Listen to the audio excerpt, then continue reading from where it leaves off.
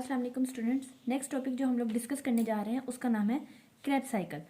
Krebs cycle को citric acid cycle भी बोला जाता है और इसको टीसीए साइकिल के नाम से भी जाना जाता है।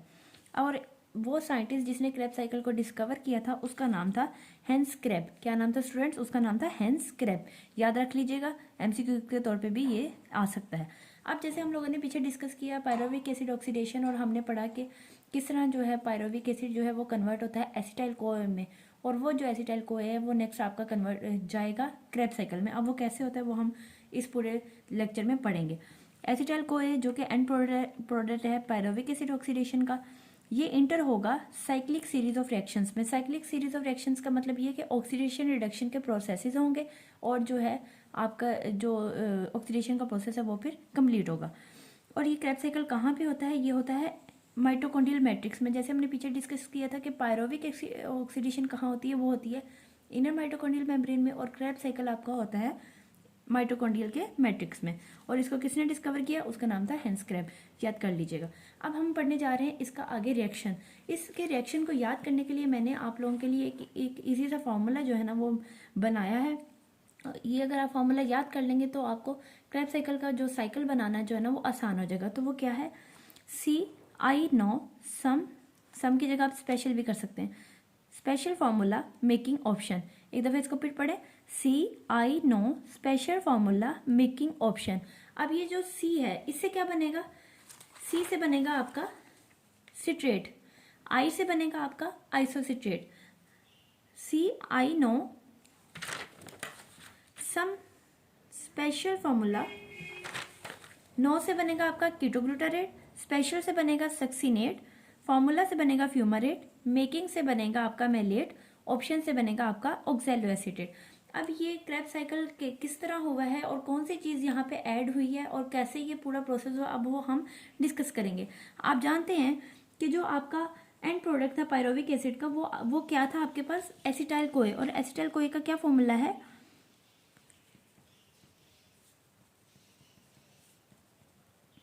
ये आपके पास फॉर्मूला है एसिटाइल कोए का। और यहाँ क्या होगा कि एसिटाइल कोए जो है वो यहाँ पे 4 कार्बन जो आपके पास ऑक्सैलोएसीटेट है इसके साथ रिएक्ट करेगा। और 4 कार्बन का मतलब ये है इसके पास इस तरह करके 4 कार्बन एटम है।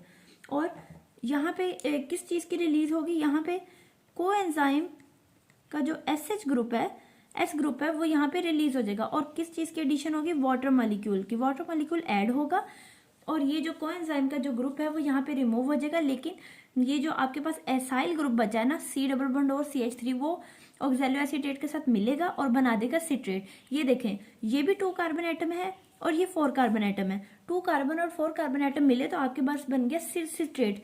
सिट्रेट जो है वो आपके पास 6 कार्बन एटम है, 1 2 3 4 5 एंड 6।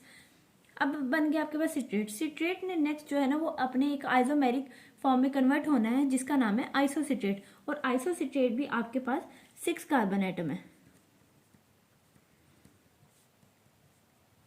ठीक है। नेक्स्ट जो आपका आइसोसिट्रेट है ये कन्वर्ट होगा अल्फा कीटोग्लूटारेट में। और इस प्रोसेस के दौरान क्या होगा? 1 molecule of carbon dioxide remove होगी, साथ में आपके पास जो एक H2 मॉलिक्यूल रिमूव होगा और वो चला जाएगा NAD पॉजिटिव के पास, और आपको बन जाएगा वहां पे NADH2 as an additional product. ये NADH2। तो इस प्रोसेस में क्या हो रहा है? एक तो ऑक्सीडेटिव डीकार्बोक्सिलेशन हो रही है, ये आपने पॉइंट याद रखना है। इस प्रोसेस में क्या हो रहा है? Oxidative decarboxylation. और सेकंड यहां पे क्या हो रहा है? H2 is removed and NAD positive is converted into NADH2। आप देख सकते हैं कि यहाँ पे एक कार्बन डाइऑक्साइड जो है वो रिमूव हो गई है। इसका मतलब ये है कि जो आइसोसिट्रेट है वो जो 6 कार्बन था वो कन्वर्ट हुआ है अल्फा कीटोग्लूटारेट में, और अल्फा कीटोग्लूटारेट आगे 5 कार्बन एटम है। अंडरस्टैंड? अब जो अल्फा कीटोग्लूटारेट है उसने कन्वर्ट होना है सक्सीनेट में। एक्चुअली ये 2 स्टेप मैकेनिज्म है। यहाँ पे एक और मॉलिक्यूल बनता है जिसका नाम है सक्सीनाइल कोए। ठीक है, यहाँ पे मैं एडिशनल आपको साइड पे लिख देती हूँ इसका नाम। उसका नाम है सक्सिनाइल कोए। लेकिन हमारी जो पीटीबी की टेक्स्ट बुक है उन्होंने ये वाला स्टेप शो नहीं किया हुआ, कोई मसला नहीं है, आपको भी ये स्टेप याद रखने की जरूरत नहीं है, लेकिन एडिशनल इंफॉर्मेशन के तौर पे मैंने ये आपको बता दिया कि यहाँ पे एक एडिशनल मॉलिक्यूल बनता है जिसका नाम है सक्सिनाइल कोए।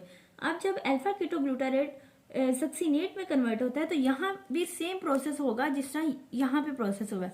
यहाँ पे क्या होगी, एक कार्बन डाइऑक्साइड का मॉलिक्यूल जो है वो रिमूव होगा और यहाँ पे एक जो NAD है पॉजिटिव वो कन्वर्ट हो जाएगी NADH2 में, ठीक है। और यहाँ पे स्टूडेंट्स एक एडिशनल फ्री एनर्जी बनती है। फ्री एनर्जी का कैसे बनती है, आप जानते हैं कि जो GTP है वो रिवर्सिबल रिएक्शन करती है और कन्वर्ट होती है GDP में प्लस फॉस्फेट ग्रुप में। और यहाँ इस दौरान क्या होता है कि ADP जो है वो इस फॉस्फेट ग्रुप को एक्सेप्ट करती है और बना देती है ATP। ये चीज़ आपने याद रखनी है कि अल्फा कीटोग्लूटारेट जब सक्सिनेट में कन्वर्ट हो रहा है तो हमारे पास 3 चीज़ें बन रही हैं, एक कार्बन डाइऑक्साइड रिमूव हो रही है, सेकंड NADH2 बन रहा है और एक एडिशनल ATP बन रही है। और ये जो सक्सिनेट है ये आपके पास है 4 कार्बन एटम, क्योंकि यहाँ पे आप देख सकते हैं कि एक कार्बन डाइऑक्साइड रिमूव होगी अल्फा कीटोग्लूटारेट में जो कि 5 कार्बन था, तो सक्सिनेट कितने कार्बन एटम हुए उसके पास 4 कार्बन एटम्स हो गए। नेक्स्ट है कि सक्सिनेट ने कन्वर्ट होना है फ्यूमारेट में। फ्यूमारेट से याद रखिएगा कि F से यहाँ बनेगा फ्लेविन एडेनिन डाइन्यूक्लियोटाइड FADH2। यहाँ पे क्या होता है कि FAD पॉजिटिव जो है वो कन्वर्ट हो जाएगा FADH2 में। और यहाँ भी जो है ना ऑक्सीडेशन हो रही है सक्सिनेट की, और ऑक्सीडेशन में आपको पता है कि हाइड्रोजन की रिमूवल होती है और हाइड्रोजन को एक्सेप्ट कर लिया FAD ने और उसने बना दिया FADH2। यहाँ पे मैं लिख देती हूँ कि यहाँ क्या हो रहा है, oxidation of succinate. Students in बातों को याद रखिएगा, पेपर में ये बातें आपके बहुत काम आने वाली हैं। और जो सक्सिनेट है वो भी आपके पास 4 कार्बन एटम है। नेक्स्ट जो फ्यूमारेट है, फ्यूमारेट जो है वो फ्यूमारेट 4 कार्बन एटम है और ये आगे नेक्स्ट कन्वर्ट होगा मेलेट में। और ये क्या एक्सेप्ट करेगा, ये एक वाटर मॉलिक्यूल को ऐड करवाएगा और वो मॉलिक्यूल जो है वो कन्वर्ट हो जाएगा मेलेट में। मेलेट भी आपके पास 4 कार्बन एटम है। और जो लास्ट स्टेप है, लास्ट स्टेप में कोई कार्बन डाइऑक्साइड रिमूव नहीं होती, सिर्फ यहाँ पे क्या होता है कि ऑक्सीडेशन ऑफ मेलेट हो रही होती है। और मतलब और जो मेलेट है वो कन्वर्ट होता है ऑक्सैलो एसीटेट में, और जो हाइड्रोजन एटम है वो चला जाएगा NAD पॉजिटिव के पास और बना देगा NADH। यहाँ पे क्या होगा कि NAD जो पॉजिटिव है वो कन्वर्ट हो जाएगा NADH। यहाँ पे डिहाइड्रोजिनेशन ऑफ मेलेट हो रही है। क्या हो रही है स्टूडेंट्स, डिहाइड्रोजिनेशन ऑफ मेलेट। मतलब ये कि मेलेट से एक हाइड्रोजन एटम रिमूव हुआ है और वो चला गया NAD पॉजिटिव के पास, और NAD पॉजिटिव जो है NADH में कन्वर्ट हो गई है, और मेलेट जो है वो दोबारा से कन्वर्ट हो जाएगा आपके पास ऑक्सैलो एसीटेट में जो कि 4 कार्बन एटम है। अब ये हो गया एक सिंगल स्टेप मैकेनिज्म। जैसे ही कोई दूसरा इस एसिटाइल को ऐड होगा ऑक्सैलो एसीटेट के साथ रिएक्ट करेगा तो ये सारा जो साइकिल है दोबारा से रिपीट हो जाएगा। तो स्टूडेंट्स ये हमने क्या पढ़ा है, ये हमने पढ़ा है क्रेब्स साइकिल।